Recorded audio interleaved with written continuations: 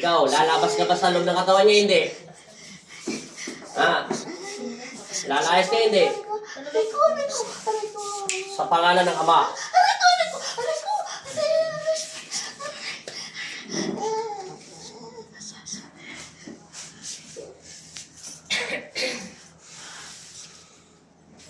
Mabantot ang nasa loob ng espiritu niya. Hindi siya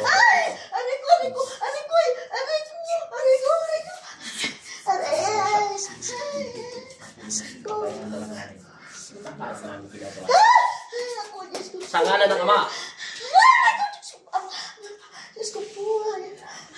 ng Anak, sa pangalan ni Kristo. Ano? Lalayas ka sa loob ng katawan niya, hindi. Tanggalin mo lahat yan sa minaramdaman niya sakit. Tara, lahat.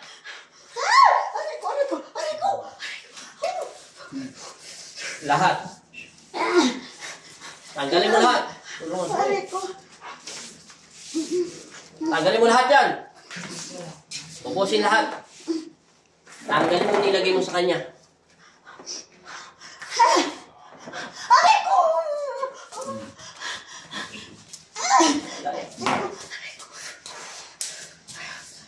Napakalakas na kuryente pumapasok ng dagdagan ng init magnetiko sa ulo niya. Lagyan ulit ng apoy magnetiko sa katawan niya. Kalasin mo lahat yan.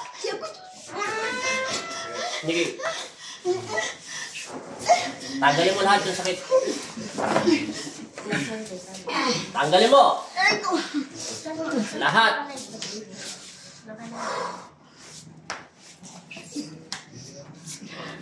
Papasok ka pa sa loob ng katawan niya, hindi na. Tinatanong kita, papasok ka sa loob ng katawan niya, hindi na. Oy, masamang espiritu. Alam kong naririnig mo ko. Hindi naman kita masasaktan ng ganyan kung wala ka sa loob ng espiritu niya.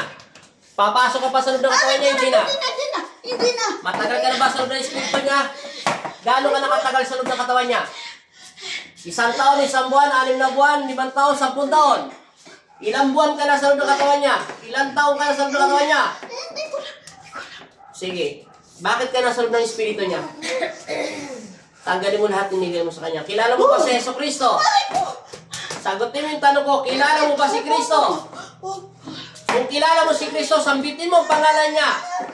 Sabihin mo nga, ang pangalan ng Diyos namin ay si Kristo. Sige, kalasin mo lahat. Babae ka lalaki? Sa pangalan ng Ama. Aray ko, babae. Matanda bata. Matanda ka bata. Hindi ganong bata. Sige, may asawa wala? Meron. Ilan ang asawa? 2, 3, 4. Ilan ang asawa? Ilan ang asawa mo?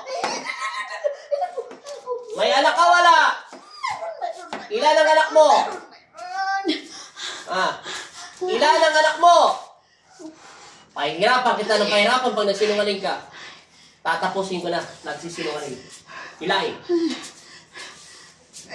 Mabigat yan.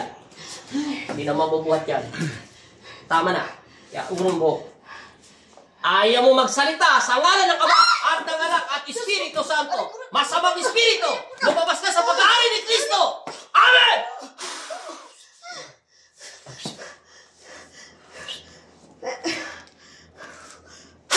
Liar! Gising. Sabi mo in Jesus' name. Jesus' name. Amen. Amen. Tulungan. Takot na takot ka humaok sa kanya. Asan tubig niya? Ayaw mo ng tubig konti. Huminga ka ng natural, te.